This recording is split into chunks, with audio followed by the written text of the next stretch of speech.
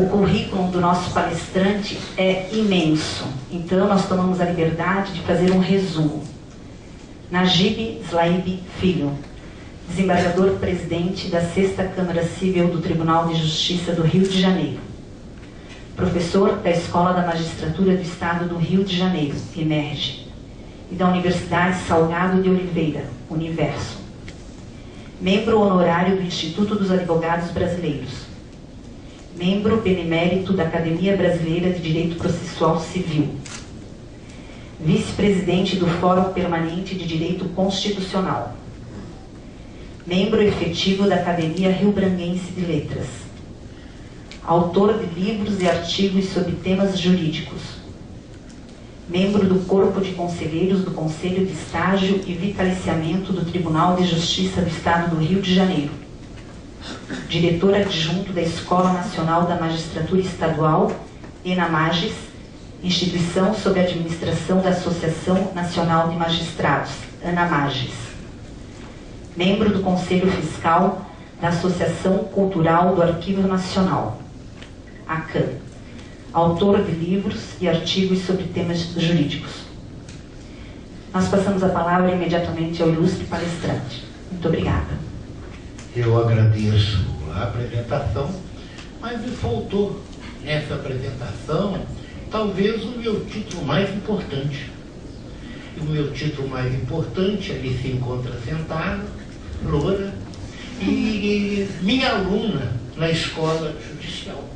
Então eu a conheci no primeiro dia de aula dela, eu não vou dizer, alguns meses atrás, claro, no primeiro dia de aula dela, e a doutora Maria Cristina. E a doutora Maria Cristina amanhã vai falar sobre um tema muito mais emocionante.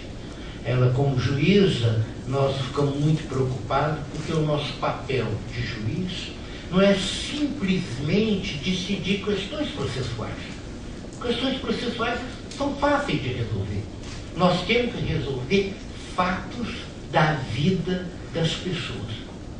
Então, o tema dela amanhã, né, eu já estou fazendo essa apresentação, né, porque ela é juíza da 3ª Vara Civil, é doutora, e o tema é a própria tese de doutorado dela. E eu tenho muito orgulho de ser juiz de direito, né, agora, no final da carreira. Todo mundo sabe que desembargador, né, é um juiz velho, cheio de prática, vivência, experiência, mas é um juiz, né? Nós somos promovidos por antiguidade ou merecimento, e o nosso título de juiz de direito vem desde 1827. Por quê?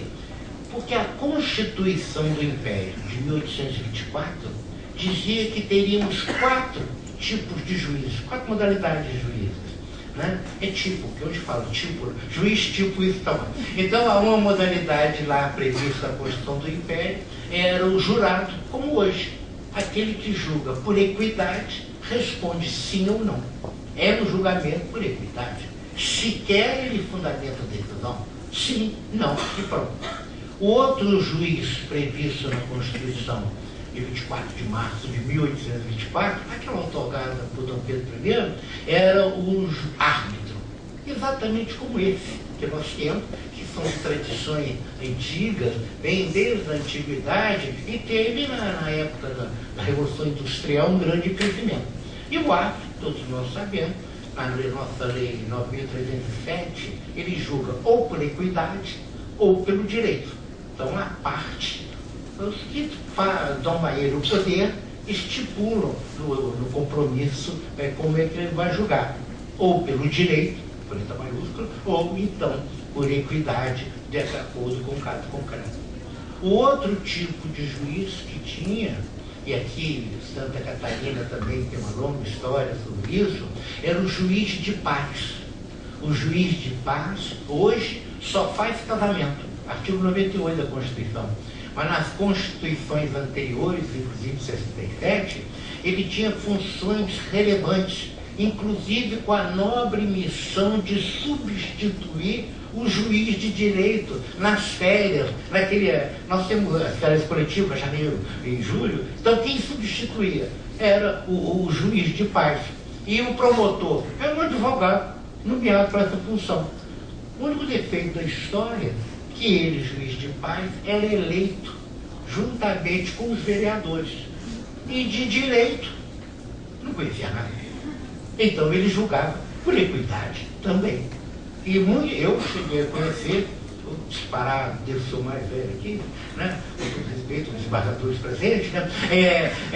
Imagina, eu cheguei a conhecer um juiz de paz lá na minha terra, que substituiu o juiz de direito, o Gastão de Almeida, e ele gostava de fazer casamento.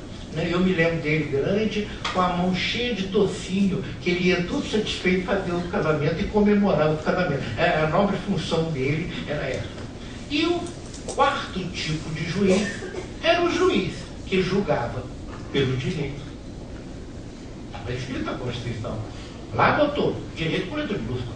Claro, não tem essa distinção. Agora, chegou 1827, dia 12 de outubro de 1827, justamente aniversário do imperador Dom Pedro I, comemorando também que ele tinha a coroa, aquela coisa toda, teve uma lei dizendo juiz de direito.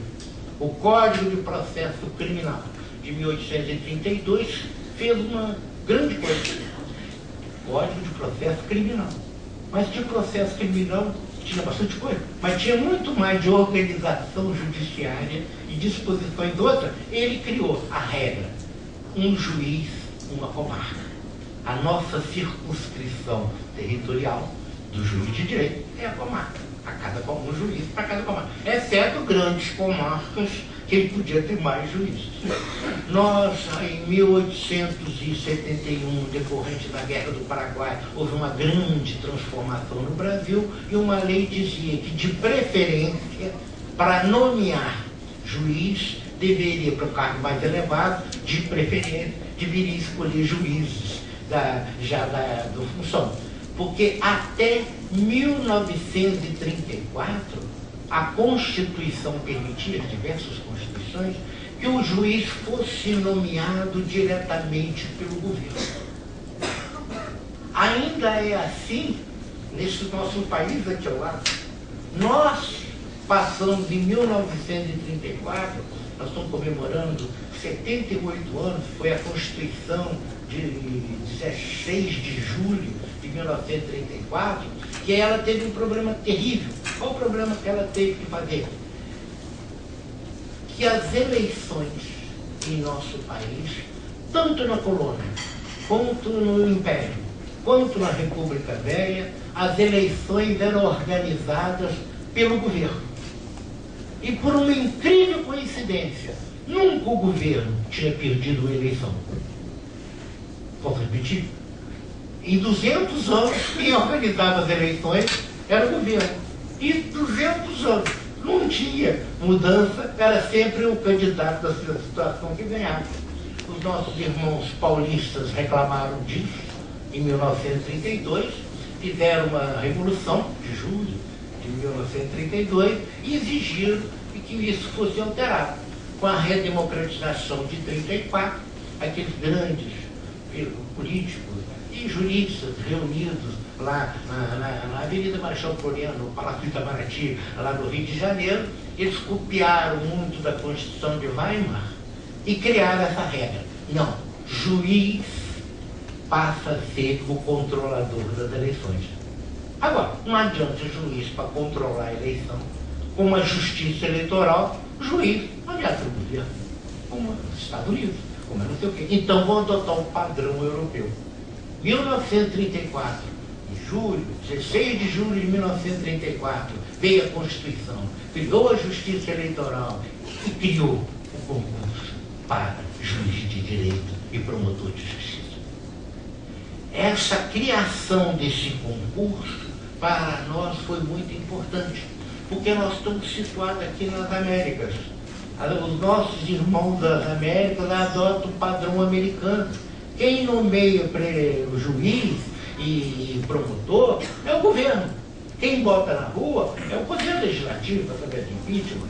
Agora, o padrão de nomeação o concurso de carreira, como é a nossa carreira, é o padrão francês, é o padrão europeu. E lá é um regime parlamentarista. Em França, nós somos meramente vinculados ao Ministério da Justiça. Aqui, nós fazemos parte, dentro do Império, do poder judiciário, um dos poderes do Império, e agora da República, o poder judiciário. Isso foi muito importante. Hoje você vê na banca de jornal, tem concurso público até para trabalhar em supermercado. Graças a Deus. Graças a Deus. Porque quando eu fiz concurso, olhem para mim, né, com uma profunda admiração, desde os 19 anos eu sou funcionário. Eu fui oficial de justiça, eu fui escrivão de polícia, membro do Ministério Público, juiz, fiz muitos concursos, a maioria não passei, mas eu fiz vários concursos, tenho uma vasta experiência em concurso, e é maravilhoso. E aqui, hoje, estamos na Associação dos Magistrados, na Escola Judicial, como é a maioria do país, a Escola Judicial é vinculada às associações. E estamos aqui falando para futuros, para pretendentes, para futuros colegas. Então eu fico emocionado, né? Eu acho muito importante, é muito necessário que qualquer sujeito que consiga passar nessas malditas provas possa chegar ao cargo de juiz. E também espero que um dia o presidente da associação venha nos contar as fofocas, as brigas que ele tem, porque o fato de nós passarmos por concurso nos dá uma autonomia, não digo completa, porque completa só de Deus, mas uma autonomia perante as demais autoridades, perante os grupos econômicos, os grupos sociais, religiosos, o que seja, para que a gente possa exercer bem o nosso papel. E se um dia o presidente quiser contar aqui o dia a dia dele, né, vocês não vão fazer mais concurso. Porque o dia dele é sempre brigando justamente para segurar a autonomia, a independência do juiz. Ou como diz o povo, a gente não sabe o que sai da cabeça de juiz, da boca das urnas eletrônicas, fralda de neném para outra coisa mesmo. Enfim, a gente não pode saber o que significa atuar como independente. E para que eu estou falando isso tudo? Por causa da prova para o concurso para juiz. Porque quando eu fiz concurso no século passado, né, há 30 anos, eu fui o terceiro lugar do meu concurso, o primeiro lugar do meu concurso, o Luiz Fux, ministro do Supremo Tribunal Federal. Eu tive nota 10 na oral mais do que ele. Também já era professor de cursinho há 500 anos, dava aula de qualquer coisa. Né? Professor de curso, vocês sabem que é um problema técnico terrível. Né? Então, quando eu fiz prova, o meu examinador foi o professor dela, o professor Zé Carlos Barbosa Moreira. E na época era terrível encarar o Barbosa Moreira. O meu examinador de civil foi Ederson. O meu examinador de penal foi o Nilo Batista. Ele me deu nota 10 e até hoje não sabe que eu não sei a diferença entre crime material e crime formal. Ele me trata como se eu fosse uma sumidade, eu morro de vergonha, me sinto uma fraude, mas eu não sei a diferença até hoje. Até o João Michele falou, não, Nadib, a diferença aí, me explicou. É pequeno, agora isso não interessa mais. Ah, não, pô. No dia que eu consegui entender, ele falou que isso não interessava mais. Então você vê, passei no concurso. Eu tenho autoridade. Eu passei no concurso. Um concurso e todo mundo conta a respeito disso. E já que você é concursando, eu quero chamar a sua atenção sobre algo muito importante, que é a Resolução 75 do Conselho Nacional de Justiça. Porque a resolução, ela traz uma uniformização para os procedimentos do concurso da magistratura. Algumas coisas eu não concordo, mas algumas coisas nós concordamos. Uma das coisas que eu concordo, que eu não vou falar aqui, é que a prova oral agora de concurso de juiz, tem que ter filmagem e áudio. Aí você vai dizer, qual é a diferença? Porque eu trabalho no meu fórum, de ética da magistratura, eu trabalho com a desembargadora Áurea, que ela fez concurso para juiz em 1961. E a Aurélia Pimentel. E ela conta, sempre irritada, ela tem uns 80, tantos anos, né? Ela entrou na carreira em 1960. Né? Ela conta irritada que ela e a outra, as duas jovens, na época, tinham passado nas provas escritas, estavam na prova oral. E aí, né, todo mundo fez as provas orais com a banca e deixaram as duas por último. E as duas paradas lá, igual dois de paus, esperando ser chamadas. E a banca se reuniu em 1961 e começou a discutir secretamente lá. Ficou 4 horas discutindo. Depois deram a decisão. E o que eles estavam discutindo durante 4 horas? Um tema muito relevante. Mulher devia passar no concurso? Porque tinha tido uma que tinha passado anterior e não deu muito certo. Então aquilo seria uma demonstração de que mulher para o juiz não deve ser. Isso não é ridículo. E aí você vai dizer, mas que absurdo. Eu fui diretor da Associação dos Magistrados Brasileiros. O meu presidente na época era o Regis, né, Regis Fernando Oliveira, que é um grande administrativista, grande professor, e ele nos convocou e nós fomos parar na frente de um presidente de tribunal no Nordeste, não vou dizer qual, uns 20 diretores da Associação dos Magistrados, o Regis nervoso falando, e o presidente do tribunal, porque o Regis nos chamou lá para discutir o tema relevante. Qual o tema relevante? Era a década de 90, já tinha tido não sei quantos concursos para juiz e nunca tinha passado uma mulher. E o Regis falou nervoso, nós lá com cara de inteligente, para pressionar aquele papo todo, e o presidente vira, mas infelizmente nenhuma delas tem competência para passar um concurso. Vocês estão pensando, como é que fica a ideia? Não é? Isso foi há 20 anos atrás. Então, é importante que o concurso seja transparente, e esse concurso, pela Resolução 5, diz: a segunda etapa do concurso, artigo 46, será composta de 2 provas escritas, podendo haver consulta à legislação, desacompanhada de anotação ou comentário, vedada a consulta a obras doutrinárias, súmulas e orientação jurisprudencial. Então é a lei seca, não é isso? A lei seca não é lei seca, é a lei, só a lei.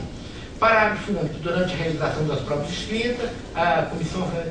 A primeira prova escrita será discursiva e consistirá de questões relativas a tal. Cabe a cada tribunal definir os critérios de aplicação de aferição da prova discursiva. A segunda prova escrita será prática de sentença, envolvendo temas jurídicos constantes do programa. Temas jurídicos constantes do programa, eu já fui muito examinador, eu já fiz programa de concurso de juiz, meu filho, não significa coisa alguma. Os pontos do programa do concurso de juiz é coração de mãe. Entra tudo. Não fica querendo a gente especificar, não adianta, tá certo? Sempre coloca tudo. Aí continua. Será prática envolvendo temas jurídicos e consistirá na Justiça Federal e na Justiça Estadual, na elaboração em dias sucessivos de 2 sentenças de natureza civil e criminal. Na Justiça do Trabalho, na sentença trabalhista, na Justiça Militar, em qualquer prova, isso é importante, chato, em qualquer prova, considerar-se-á também o conhecimento do vernáculo. Ou como disse aquele meu aluninho, prof, o que é vernáculo? Mas tudo bem, eu tenho que não saber alguma coisa de conhecimento. Bom, e significa aí o quê? A prova de juiz, ela vai ficar presa a um outro artigo que eu não coloquei aqui, que os examinadores não são mais doutrinadores. Eu sou professor antigo, eu tenho só de professor da EMERG mais de 20 anos, né? Eu fui examinador de concurso de juiz, não sou mais. Por quê? Ou eu faço a opção, ou eu sou professor, ou eu sou examinador. Na minha época, eu decorei as teorias do Barbosa Moreira. Eu até li aquele maldito livro, Concurso de Agentes, do Nilo Batista, que o próprio Nilo disse que nem ele entendeu. E eu li aquele próprio. Agora, grande notícia para vocês. Os examinadores são juízes, e são juízes que não são doutrinadores.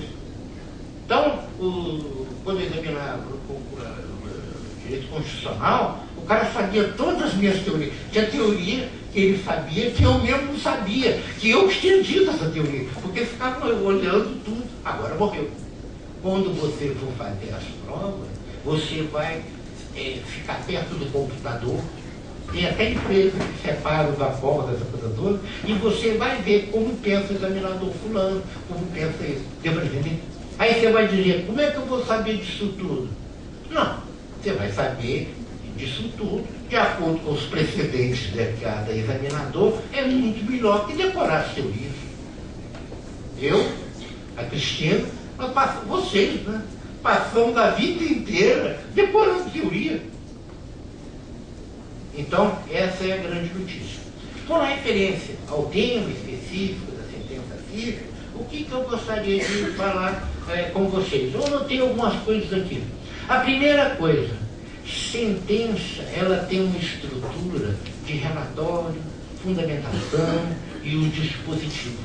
Mas essa estrutura é uma estrutura lógica. Por quê? O relatório relata, depois eu vou chegar onde é que eu quero dizer, a fundamentação fundamenta e o dispositivo da ordem. Mas essa é a estrutura de um parecer do Ministério Público. Só que ele não dá ordem, ele opina. É de um parecer administrativo. É uma estrutura lógica. Agora, tem uma questão que a gente tem que observar, é o seguinte, que eu fico com inveja de vocês, porque vocês estão entrando numa época nova, estão no século XXI, e lamentavelmente eu ainda fiquei muito tempo naquele século XX que tinha uma coisa horrorosa. No século XX tinha uma coisa horrorosa, que era a gente enfatizar muito mais a relação processual do que a relação material. Mudando de assunto, o nosso diretor-geral me deve R$5.000. Se eu continuar falando que ele me deve R$5.000, ele vai acabar alguém no boboca acreditando. Então ele tem interesse em mover uma ação contra mim para declarar que não devo, ele não me deve nada. Então a relação material é o contrato de mútuo, empréstimo, né? E se foi, existiu ou não existiu. Agora, essa relação de material aqui, ela vai ter que ser resolvida ou por arbitragem, ou pelo juiz. Por quê? Porque nós não conseguimos fazer acordo sobre isso. Então, vai criar aqui a relação de direito material. Vamos criar uma nova relação. O demandante, o órgão encarregado de decidir e o demandado. Essa distinção entre relação processual e relação material foi algo muito importante. Eu não vou contar para vocês aqui a teoria da ação, né? Vou contar. A teoria da ação foi criada há 1500 anos justiniano. Tinha um cara chato lá chamado Celso. O Celso falou o seguinte: a todo direito corresponde uma ação que o assegura. Como estava escrito lá no antigo artigo 75 do Código Civil. Significa o quê? O direito de cobrar dele já tinha inerente, uma partezinha que era o poder cobrar. O meu direito de crédito, a partezinha de poder cobrar. Chegou em 1868, dois velhos chatos em Scheidmorten, professores, não tinham nada para fazer, e ficavam discutindo sobre a ação executiva em Roma, há 2000 anos atrás. Só que na época não tinha internet, não tinha parte moderna, não tinha... Então o que o cara fazia? O cara escrevia um artigo, publicava. 3, 4 meses depois o outro respondia por um outro artigo. E os dois velhos chatos, o Entscheid vocês conhecem, que é da teoria da pressuposição do direito civil. E os dois velhos discutindo descobriram uma coisa interessante. Na Actio Judicatis, a ação executiva de Roma, não existia uma ação declaratória negativa. Aquele caso que eu estou falando, o diretor-geral vai mover uma ação contra o Rangel para dizer que não deve. Então a relação material não existia. É isso que ele quer que declare. Quando os dois velhos chegaram a essa brilhante conclusão, todo mundo caiu para trás. Nem sempre a todo direito corresponde uma ação. Tem ação, mesmo quando não tem direito. Deu para entender mais ou menos? Isso foi muito importante, separou a relação processual e a relação material. O seu Chiovenda, José Chiovenda, a teoria concreta da ação, ele diz mais bonitinho, não, isso realmente está separado, a relação material e a relação processual, mas tem que ver em cada caso concreto. E o aluno do Chiovenda, o Líbano, né, que foi professor em São Paulo, né, ele fugiu, ele era italiano, de Turim, ele criou a tal da teoria abstrata da ação. Está lá no 267, inciso 6, que diz o seguinte, né, as condições de ação. A relação processual está aqui, a relação material está aqui, existem vínculos, conexões entre uma e outra. Quais são essas conexões? São as condições de ação. Quais são as condições de ação? O genérico, legitimidade radical, o interesse de agir, a possibilidade jurídica do pedido, ou específico em cada demanda que houver necessidade. Essa distinção, para nós, eu até anotei aqui, foi muito agravada. Não só em nosso país, como nos outros países, normalmente porque nós não vivemos grandes períodos de democracia.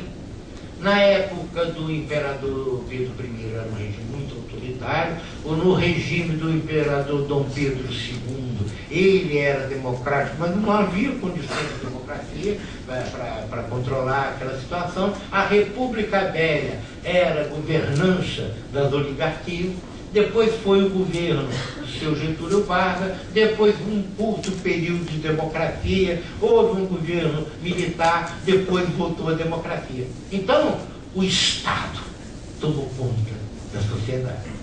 E aí, o fato de ter, eu sou tão velho, que eu cheguei a ver como promotor, não como juiz, como promotor, o ato institucional dizia: fica excluída da apreciação do Poder Judiciário os atos decorrentes do ato institucional. Quer dizer o seguinte, independentemente do que fosse do processo, aquele tema não podia se discutir.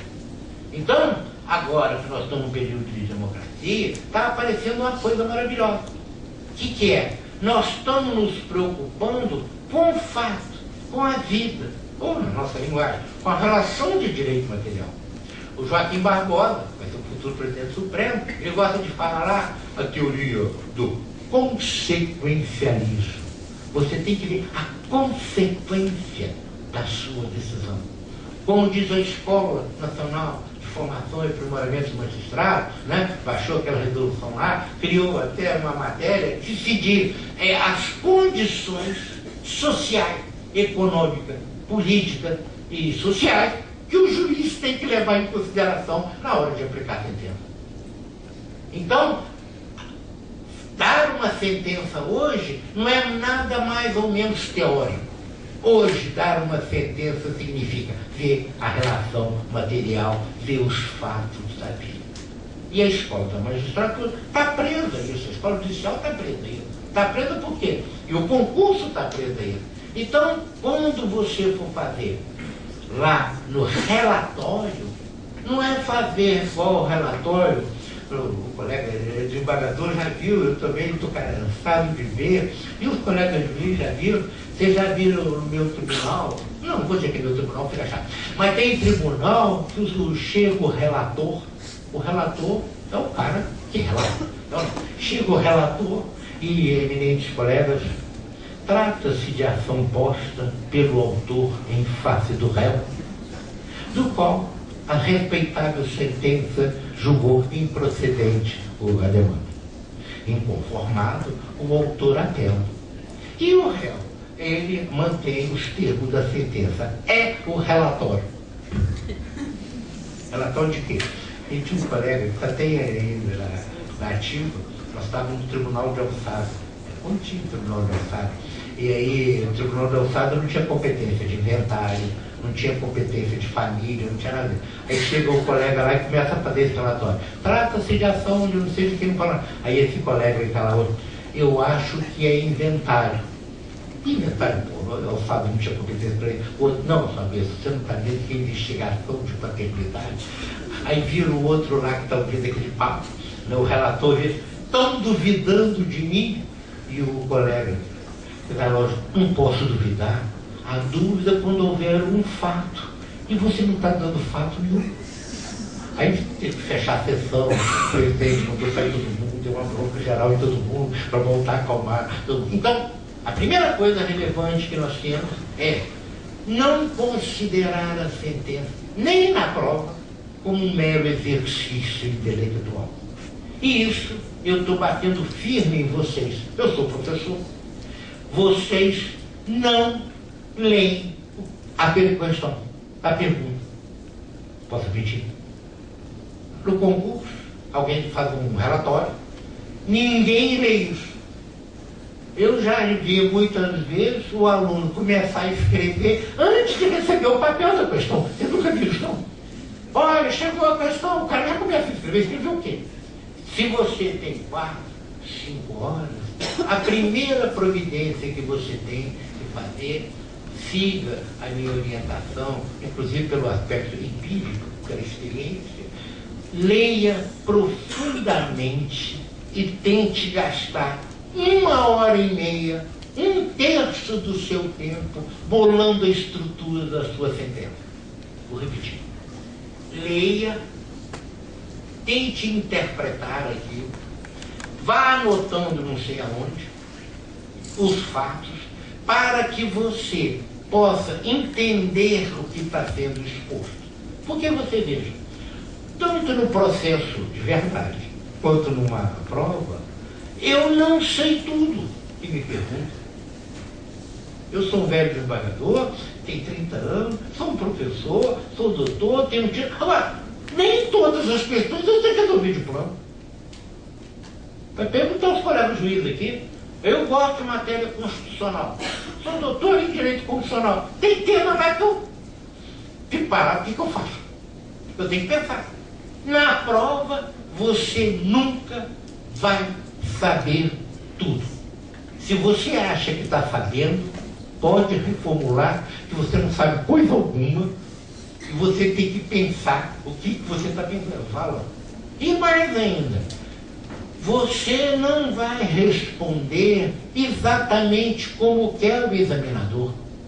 Porque esse aqui ele vai se sentir vingado. É a vingança do diretor-geral. Não existe gabarito em direito. Lá na Emerge, eu sou professor de aluno e de juízes, qual é o gabarito da questão? Meu filho, não tem gabarito da questão, porque a vida não tem gabarito, ponto. E se eu esquecer o artigo do código, sabe quando é que você vai decorar os artigos todos? Nunca. Você não vai decorar, porque você pode consultar o artigo. Onde que você vai saber qual artigo que é? Então, você tem que gastar 1/3 do seu tempo lendo, mastigando. Cada vez que lhe vem uma ideiazinha, você coloca aqui, coloca lá. E na hora que você for responder, meu filho, minha filha, evite tocar no assunto que você desconhece. Se o cara perguntar sobre casamento num culpativo, eu não sei o que é num culpativo, eu não sei o que é casamento, fala por um assunto próximo. Legítima defesa putativa, deve ter alguma ligação. Porque para nós, juiz, na prática, é fácil. Na prática, para nós, juiz, é fácil. Eu indefiro que não entendo. Não é assim? Eu não vou definir o que eu não entendi. Agora, na prova, é prova. Desafio algum colega. Alguém já definiu que não entendeu? Não. Tinha um saudoso advogado, até deu um presente para você, isso, o Solomon Velmovich, só que a linguagem de Solomon Velmovich é absolutamente impenetrável. Né? E ele um dia entrou com uma axio de reverso contra o vendedor lá de bebida. E veio o advogado falar comigo, eu era o juiz da 23ª Vara Civil, doutor, eu tenho que contestar isso. E aí a linguagem era axio de reverso, o pedido era aquelas coisas complicadas que ninguém entende. O que é? Ah, doutor, ele está pedindo o seguinte, é uma ação de não completamento, seu cliente levou não sei o que e não devolveu. Ah, é isso? Aí ele respondeu. Então você vê, a forma de expressar é algo que é diferente para cada um. Bom, com referência ao relatório, pelo amor de Deus, não cometa o erro crasso de botar autor Najib e sua mulher Maria Cristina. É claro, Najib é um autor. O litisconsorte é a Maria Cristina. Não bota Najib e sua mulher. Por duas razões práticas. Primeiro, com a mulher. Primeiro, para saber que a pessoa tem direito a ser pessoa. Você tem quanto nome da pessoa lá? Você imagina, juiz criminal, decreto, eu era promotor do júri de Nova Iguaçu e Caxias, regiões difíceis, né? E eu estava doido para o juiz decretar a prisão do autoria ignorada. Se ele decretasse a prisão do autoria ignorada, resolvia meus problemas de promotor, não é? Só por isso decretar. Então, você tem que botar o nome das pessoas e consorte. Não cometa o erro comum de botar assim, o condomínio, representado pelo seu síndico. Bom, uma coisa é legitimação de causa, condição de ação. Outra coisa é legitimação de processo. O síndico é que representa o condomínio. O inventariante é que representa o espólio. Mas não precisa dizer isso, não. Quando você bota condomínio do edifício, você bota, presumo que esteja representado por alguém. Agora não vai botar lá na autuação, na distribuição, não é? Tá certo? Senão, isso não faz. E não vai botar se você quer. O examinador chato vai logo observar isso. Você tem que botar João, Manuel, tal, vai dizer o nome de todo mundo, um por um. Quando for, aí tem um probleminha técnico. Vou contar uma piada rápida. Porque hoje a união estável é separada da casamento. Não é isso? O artigo 10 do Código de Processo Civil diz que o cônjuge tem que ser citado. O cônjuge somente necessitará do consentimento do outro para propor ações que versam direitos reais e imobiliários. Ambos os cônjuges serão necessariamente citados para as ações que versam direitos reais e imobiliários, resultante de fato de respeito aos cônjuges, fundado em tal. E aí vem o Código Civil, 1723, e diz que na união estável, se ninguém falar nada, é o regime da comunhão parcial. Por acaso não, o regime da comunhão parcial. Muito bem. Então, se for uma ação real e imobiliária, tem que citar o companheiro da união estável?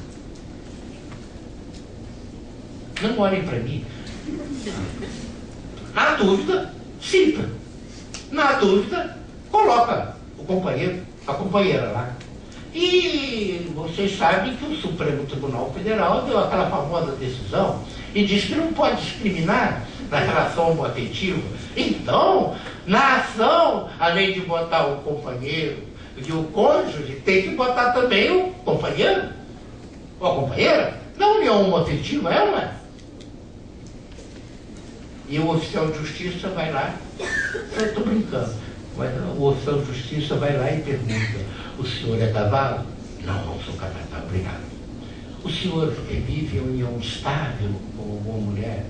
Não, não vive em união estável. Então, o senhor me perdoe, vou fazer a terceira pergunta. Olha, faço parte do meu emprego, pô, pelo amor de Deus, o senhor não me bate, porque o senhor é gay.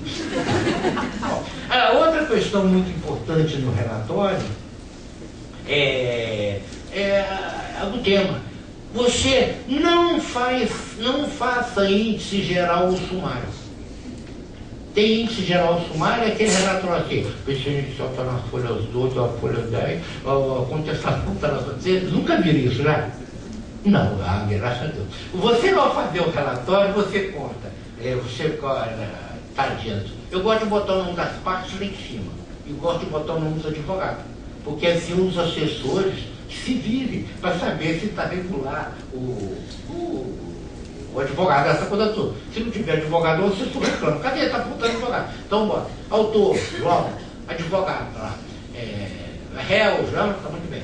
Eu boto lá em cima, junto da EPIC, junto do número do processo, da tal Câmara, da tal vara. Agora, lá eu tenho que colocar. Não vem com aquele papo na minha escola, que tem muitos que dão aula e não são juízes, né? Aí o cara assim, todos lá na EMERGE começa assim, trata-se de ação posta pelo autor.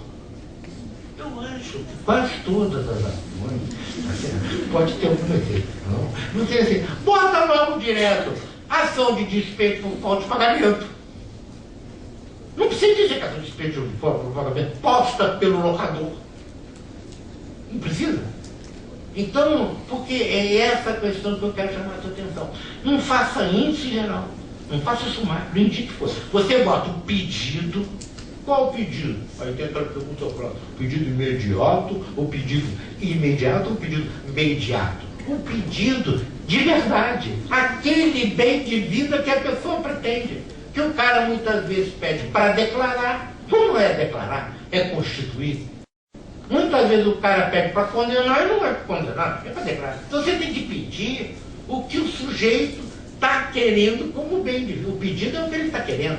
É o artigo 112 do Código Civil, que diz, não importa o que o nego diz, importa o que ele quer, não é isso?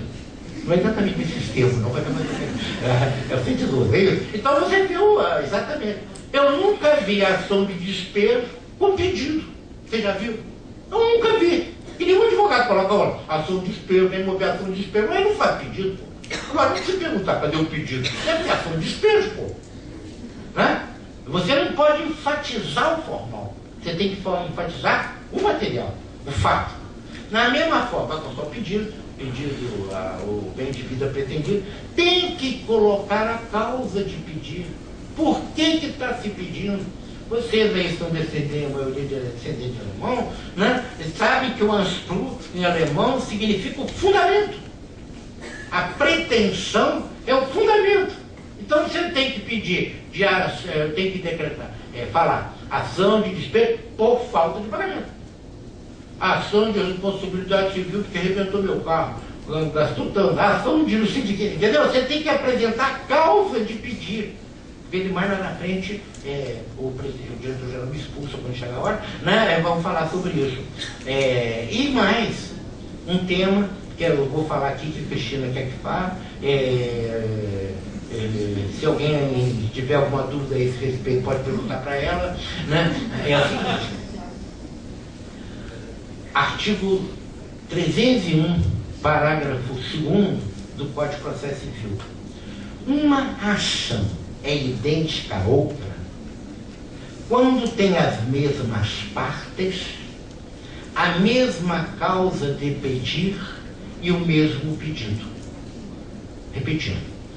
Uma ação é idêntica a outra quando tem as mesmas partes, a mesma causa de pedir e o mesmo pedido. Então, se for a ação do Najib e na Cristina contra o diretor-geral, eu tenho duas ações.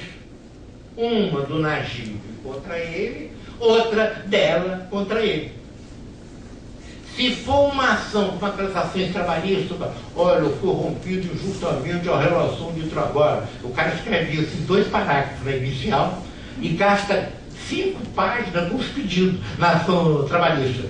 Ou então nas ações civis, nossas, de responsabilidade civil. Olha, o cara bateu no meu carro, causou seguinte lesão, eu quero não sei o quê. E pede um monte de coisa. Então, cada pedido é uma ação.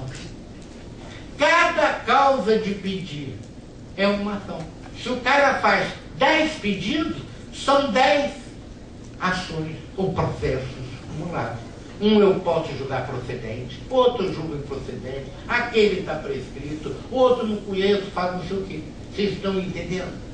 Cada parte, Najib Cristina, ele pode julgar procedente a ação do Najib contra ele, e improcedente da Cristina contra ele. Pode julgar procedente do Najib, carecedor de ação da Cristina. Pode cada pedido, e deve ser conhecido o dispositivo da sentença. Então, quando houver mais de um autor, mais de um réu, mais de um pedido, mais de uma causa de pedido, a SUDERJ informa, você entrou grupo. Presta muita atenção nisso. Você lê os relatórios, e na vida prática a gente lê, e você não vê o fato em si por causa disso. Exemplo clássico que acontece comigo todo santo dia, aquele maldito DPVAT. É ou não é? Aí o irmão pede, a mãe pede, não sei o que eu faço com o DPVAT, pô? São várias relações processuais. Direito previdenciário, né, eu estava lembrando, quando eu era juiz de fazenda pública, o sujeito era um sargentão, o Otalíbio, ele morreu. Quando ele morreu, a viúva, de casado, foi lá pedir a previdência. Quando ela chegou lá, o cara lá do guichê mandou ela esperar junto com mais 3 outras. Tinham 4 pedindo a pensão por morte do sargentão Otalíbio, do Gududo, forte. Essa gente que dá plantão é um perigo. E as 4, então, cada uma dizendo que estava com ele há tantos anos, assim, assado. E o cara lá do Instituto de Previdência, muito sábio, mandou todo mundo para a defensoria. E a defensoria, muito ágil, pegou, está com várias ações, juntou tudo nas 4 pedindo pensão. E caiu com um parágrafo do juiz, eu. E cada uma demonstrou. A velha de casado, com a certidão de casamento, não tinha tido filho, mas estava casado, não sei quantos anos, estava escrito lá, não sei aonde, tá bom. A outra comprovou a união estável de mais de 10 anos, inclusive na Igreja Batista, comemorando 10 anos, o Otalíbio e Odete, com o anelzinho assim, um vinculado no rebutinho, tá vendo? A outra demonstrou com um monte de retrato que estava aqui não sei o que com ele. A outra demonstrou não sei o que estava todo mundo. Botaram aquela papelada toda na minha frente, e eu, juiz experiente já na época, ligava. Olha, o procurador do Estado que representa a autarquia, aquele ali, bota tudo na frente dele. Era uma das primeiras audiências dele, coitado, cheio de papel lá, e eu fui continuando a minha audiência, ele se divertindo o tempo todo. Bom, no final, o sujeito ganhava, a pensão dele era uns R$400. Eu vou fazer o quê? 4 senhoras. Não vou dizer que... o que eu faço? Quer saber do apoio? Julgo tudo procedente e vou dividir em partes iguais a pensão. Isso depois de 3, 4 horas de audiência, aquela fofoca toda. 7 horas da noite, eu já estava cansado, irritado. Aí a mais nova, ou a menos velha dela, a defensora explicando o que o juiz decidiu, falou, então cada um vai ganhar R$80. Aí a mais nova, seu juiz deve escrever assim, acento no E, seu juiz, só R$80? E eu já estava irritado, 7 horas da noite, cansado. Minha senhora, se fosse um coronel, era muito mais. E vou continuar. Então você vê, esse fato em si, essa descrição material, está dentro do pedido. E está dentro do meu poder de dividir. Aí vocês estão perguntando, o que o tribunal decidiu? Uma brilhante sentença, teve com 2 parágrafos, foi uma, tá certo? Então, ficou por isso mesmo. A contestação, a mesma coisa que você tem que relacionar, que você tem que dizer o que ele está contestando, o porquê, mais uma súmula, um resumo. A questão da prova, pelo amor de Deus, não faça audiência de instrução em que foi ouvida a dona Odete, foi ouvido o depoimento pessoal. Não precisa fazer isso. Basta você dizer, foi colhida a prova oral em audiência. Ponto. Na fundamentação é que você vai examinar. O senhor João falou isso, a dona Maria falou aquilo, cada testemunho. Os incidentes processuais relevantes, né, é que você deve destacar. Juntar uma petição não tem interesse em ouvir, salvo se aquela petição for importante. Então, se você disser, na data tal foi juntada a petição, porque alguém falou que era fora do tempo, aquela coisa toda. Você tem que ver o que é importante. E agora, o relatório, quando você faz o relatório, você automaticamente está introduzindo a sua fundamentação. Por quê? Na fundamentação, qual é a ordem da fundamentação? A ordem da fundamentação é exatamente, primeiro, as preliminares, são questões processuais, segundo, as questões prejudiciais, né? E o que é questão preliminar? Aquelas que dizem respeito à relação processual. Quais são elas? Artigo 301, tem um rol imenso. Qual é a ordem que eu vou adotar? Eu adoto a ordem do 301, porque eu não sei qual ordem que eu vou adotar, eu adoto a ordem legal, porque ninguém pode reclamar comigo. Por que botaram ali? Então eu vou seguindo cada um deles e vou apreciando. Agora, se eu ultrapassei todas as preliminares, é que eu vou ver o que representa o verdadeiro mérito. Não faça como no meu concurso de juiz. O Barbosa Moreira fez uma questão complicada, o sujeito pegou o ônibus na Praça Mauá, foi lá em Xerém, em Caxias, foi assaltado, levou um tiro, não sei o que, e tinham várias questões. Só de questões preliminares tinham 10. A primeira questão preliminar no meu concurso de juiz da sentença civil era se indeferir a petição inicial. E um colega, gosto muito dele, pegou, acolheu a primeira preliminar e indeferiu a petição inicial. Escreveu 4 laudos indeferindo, julgando extinto, perda de objeto, porque a inicial não atendia os requisitos. Tirou a nota 1. Ficou revoltadíssimo, ele era promotor, dizem que mandaram perguntar ao Barbosa Moreira por que deu nota 1 para ele. Ué, claro, eram 10 preliminares e mais um mérito. Ele defendeu, falou muito bem sobre a primeira preliminar. E não falou nada sobre as outras. Eu dei nota 1. Dividiu 10 por 1, deu 1. Entenderam a piadinha? Então veja se você consegue ultrapassar as preliminares. Não sai aí igual um louco, acolhendo a preliminar, julgando extinto. Né? Eu ouvi dizer que existem colegas que são capazes de negar habeas corpus para a própria mãe, tá certo? Se não apresentar cópia dos autos, né? Então não faz isso não, tá certo? Evite, tente rejeitar as preliminares. Quando for sentença conjunta, exemplo, despejo consignatória, estão reunidos artigo 103 e 105, você resolve a preliminar de uma, resolve a preliminar de outra. Eu não sei qual a prática aqui de Santa Catarina, mas eu acho que é igual a minha, lá no estado do Rio. Os juízes federais julgam cada ações separado, em cada processo, cada folha. Os juízes federais, não sei porque cada tem mania de julgar cada ação conexa, vinculada, separado. Embora levou tudo em consideração, outro enfia a folha lá. Os juízes estadual são mais práticos, mais inteligentes, nós julgamos tudo junto. Então, numa sentença só, relatamos uma ação, relatamos o outro, a nossa prática estadual. Mas nem todo mundo faz assim. Nesse caso, você vê o artigo.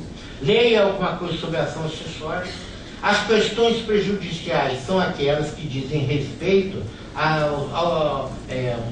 um fundamento para a ação principal. Ação de falta de pagamento. A falta de pagamento é uma questão prejudicial. Se pagou ou não pagou, o aluguel é uma questão prejudicial. A estrutura do dispositivo, eu não vou falar. Cada pedido tem que ter um alvo. Se eu fiz 10 pedidos, o dispositivo tem que falar sobre cada um dos pedidos. Julgo extinto esse, julgo procedente aquele, julgo tal. Nunca diga, julgo procedente o pedido nos termos da inicial. Não faça isso, que pode achar algum desembargador que confirme a sua sentença e você está desgraçado, porque quem vai executar ou cumprir essa sentença é você mesmo. Entendeu a piada?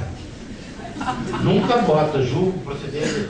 Toda vez que eu fiz isso, entrei pelo plano. Tá certo? Alguém confirma aquela porcaria e eu estou lascado.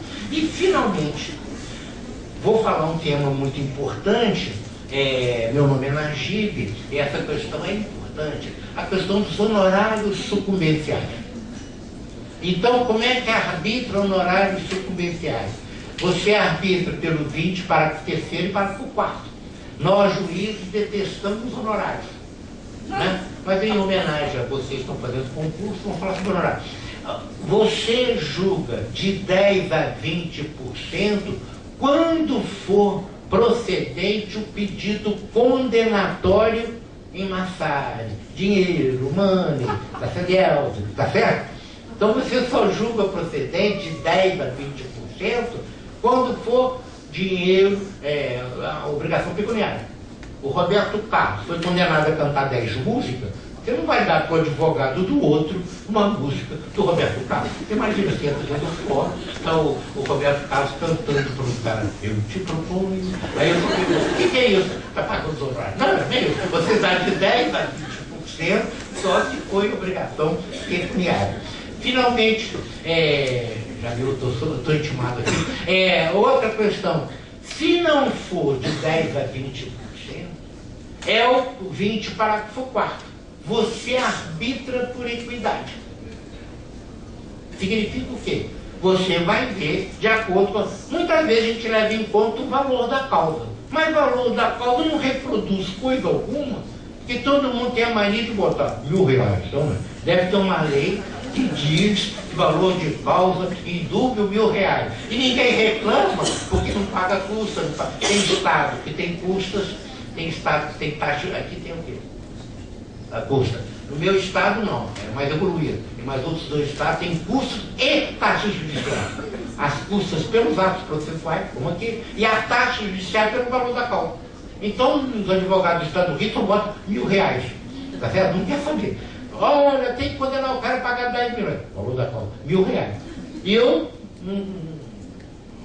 não sou fiscal de renda, não estou afim de ficar tonteiro disso não. Agora, no honorário, eu quero fazer direitinho.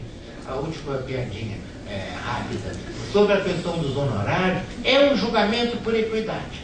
Qual é a diferença de julgamento por legalidade? Julgamento por equidade. O legalidade é o 126, o equidade é o 127 do Código de Processo. O equidade é a solução mais adequada para um caso concreto. Muito bem. Aí eu lá no meu tribunal, no órgão especial, um advogado, meu antigo colega promotor, tem a mania de ameaçar os juízes novos, movendo queixa-crime contra eles. Tá? E eu tinha movido contra fulano, só juízes novos. Juiz velho ele não ameaça não. E aí fez a queixa-crime junto ao órgão especial contra o juiz, dizendo que isso, aquilo, não sei o quê, e foi lá na tribuna para receber a queixa, falou 15 minutos, tal, falou. E na hora, finalzinho, ele viu que ninguém ia acolher mesmo a queixa-crime, mas para não prejudicar a carreira da juíza, eu estou desistindo da ação penal. Tem que seja homologada a desistência. O relator, tá bom, coloco. Chegou para mim lá, eu estou homologando. Agora o artigo do Código de Processo Penal fala que tem que seguir subsidiariamente o Código de Processo Civil. Tem um artigo 5º do Código de Processo Penal que fala isso. E no Código de Processo Civil tem que pagar honorários, considerando que foi feito um processo junto ao órgão especial, a Corte Superior, que não sei o quê, arbítrio honorário em 15 mil. Artigo 26 do CPT, o desistente deu uma confusão, e o advogado lá da tribuna, pelo amor, aí o outro lá, 15 mil é pouco, e o outro... De qualquer maneira, então, essa questão de honorários é a questão principal. Já ultrapassei meu tempo, eu fico à disposição para mais perguntas. Se eu não souber, não me sentirei mal, porque o diretor-geral responderá. Se ele não responder, a doutora Cristina está aí presente. Muito obrigado por ter estado aqui. Obrigado.